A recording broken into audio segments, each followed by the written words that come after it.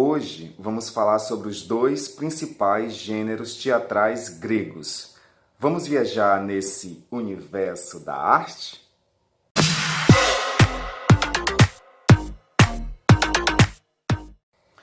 O teatro grego foi uma manifestação artística muito importante no desenvolvimento cultural grego e, além disso, serviu de influência e inspiração para outros povos da antiguidade, sobretudo os romanos. Vale lembrar que o termo teatro ou teatron do grego significa local onde se vê ou lugar para olhar. Para os gregos, ir ao teatro representava um grande acontecimento que, aos poucos, foi tomando conta da vida social dos habitantes. Veja um pouco sobre o teatro construído para honrar o deus Dionísio. Para honrar seus deuses, os antigos gregos criaram maravilhas que os forçaram a fazer descobertas tecnológicas extraordinárias. Uma dessas inovações foi um teatro construído para honrar o deus Dionísio. Era o maior teatro do mundo ocidental, com o projeto acústico mais avançado. Oculto nas colinas de Epidauro, a cerca de 160 quilômetros de Atenas, o teatro de 14 mil lugares tem deslumbrado plateias há 2.500 anos. Ele é um feito da engenharia. 55 fileiras com assentos de pedra construídas na encosta com tal precisão que o teatro possui acústica perfeita. O Teatro de Epidauro é simplesmente o espaço teatral mais especial do mundo ocidental. É o maior de todos os teatros antigos que ainda restam. É o mais bonito, é um lugar onde o espírito do deus do drama, Dionísio, ainda sobrevive. O mais surpreendente é que a razão para situar o teatro neste local remoto tem sua origem na medicina. Ao lado do teatro havia um grande centro de cura, e para os gregos antigos o teatro era um remédio. Uma forma de tentarmos entender o elo entre o culto da cura e esse teatro primoroso é que, para os antigos gregos, a música era usada na terapia médica. E o teatro grego é uma experiência basicamente musical. Segundo o grande filósofo Aristóteles, pessoas angustiadas e psicologicamente perturbadas podem melhorar e se sentir mais felizes ouvindo certos tipos de música e assistindo a certas apresentações. Dizem que no centro de cura adjacente, o deus da medicina, Esculápio, e suas cobras mágicas faziam milagres. Curas médicas e medicamentos estavam inscritos em tabuletas de pedra. Foram construídos santuários para o culto a Esculápio e o centro se transformou num rico santuário de cura. As pessoas vinham de todo o império para curar qualquer enfermidade ou deficiência. Em 360 a.C., o dinheiro coletado dos pacientes foi usado para construir um grande teatro. O arquiteto Policleto já havia construído uma obra no santuário e agora começava um projeto circular maior. Ele escolheu um local no formato de uma tigela virado para o oeste para que o sol nascente iluminasse a paisagem atrás do palco.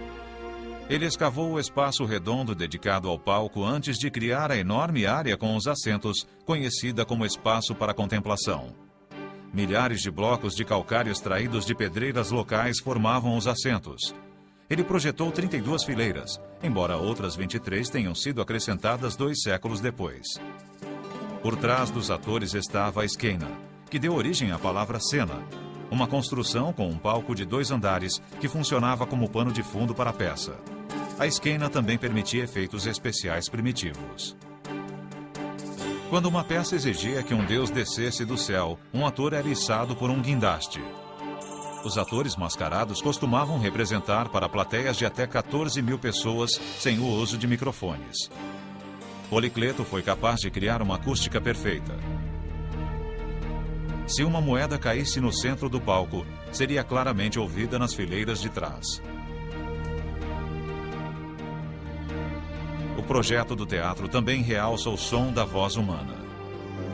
O segredo está no modo como os sons se refletem na pedra, reduzindo a distorção causada pelo eco. O som é produzido pela nossa boca. Ele bate numa parede e isso causa uma refração. O que eles fizeram em Epidauro, a fim de criar uma grande quantidade de curtas refrações, foi quebrar a superfície. Não há superfície plana. Quando um som bate numa parede, ele se difunde em muitas direções. Isso acaba realçando o som original, ampliando um pouco mais. E na busca pela perfeição, os gregos desenvolveram outra técnica para deixar o som ainda mais claro. Quando alguém fala num teatro, podemos ouvir as ressonâncias. Se você tiver um bom ouvido, vai saber quais as ressonâncias que podem atrapalhar o diálogo. E foi exatamente isso que eles tentaram fazer. Eles usaram um ressonador que sintonizavam nas frequências que queriam realçar e nas refrações que queriam remover, e os embutiam na parede. 2.500 anos depois, o teatro ainda encanta as plateias. O lugar que serviu de inspiração durante milênios continua a ser um dos melhores teatros do mundo. Na Grécia Antiga, o teatro é classificado em 2 tipos básicos, a saber. O primeiro deles é a tragédia grega. Do grego, o termo tragédia, tragoédia, é formado pelas palavras tragos, bode, e oide, canção. Seu significado é canção ao bode, uma vez que, nas celebrações a Dionísio, canto ao bode, um bode era sacrificado para oferenda e, além disso, os homens se vestiam de sátiros. Trata-se do gênero teatral mais antigo de todos, o qual estava baseado nas histórias trágicas e mitológicas como o medo, a morte e o terror. Ou seja, a tragédia é um gênero artístico que representa uma peça teatral ou poema com um final infeliz. As tragédias gregas eram compostas geralmente por 5 atos. Uma das importantes características que a diferenciam da comédia eram os personagens. Assim, na tragédia, os personagens eram deuses, reis e heróis, enquanto na comédia eram homens comuns. Os mais importantes dramaturgos gregos desse gênero, tragédia, foram Ésquilo, Sófocles e Eurípides. Assistam a seguir um trecho da tragédia grega Édipo Rei, de Sófocles, com direção de Eduardo Voltz, com Tiago Magalhães como o arauto, no Sesc Copacabana.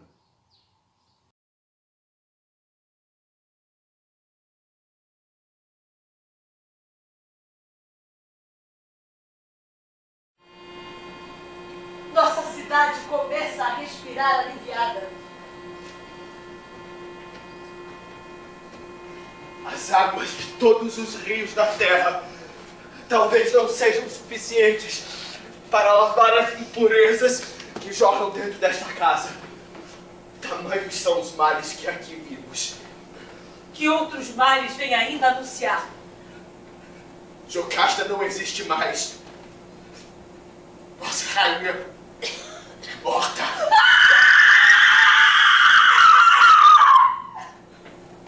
Pobre mulher. Com as próprias mãos, ela deu fim à existência. O horror do quadro, a voz que não ouvistes, foi poupado. Mas eu que o vi, dele não poderei esquecer. Jamais. O segundo gênero teatral que vamos estudar hoje é a comédia grega. O termo comédia, como idia, significa um espetáculo divertido. Trata-se, portanto, de um gênero teatral crítico, baseado em sátiras e que abordava diversos aspectos da sociedade grega de maneira cômica. Vale lembrar que ela era considerada pelos clássicos como um gênero menos menor em relação à tragédia. Para o filósofo grego Aristóteles, a tragédia era um gênero maior, visto que representava os homens superiores. Já a comédia era representada por fatos cotidianos, com histórias do cotidiano, e por isso era representada por homens inferiores, ou seja, os cidadãos da polis. Dos dramaturgos desse gênero se destaca Aristófanes. Conheça um trecho do texto A Revolução das Mulheres, de Aristófanes.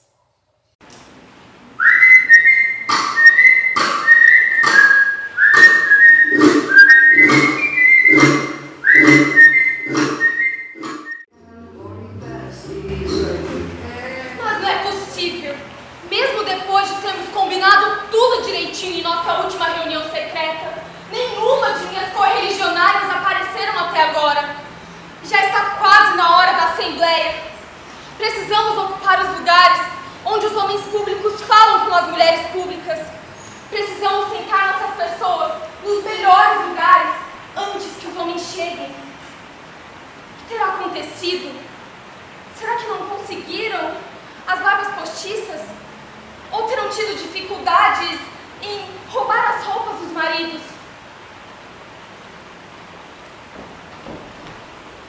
Eu vejo uma luz que se aproxima. É melhor eu me esconder, pode ser um homem.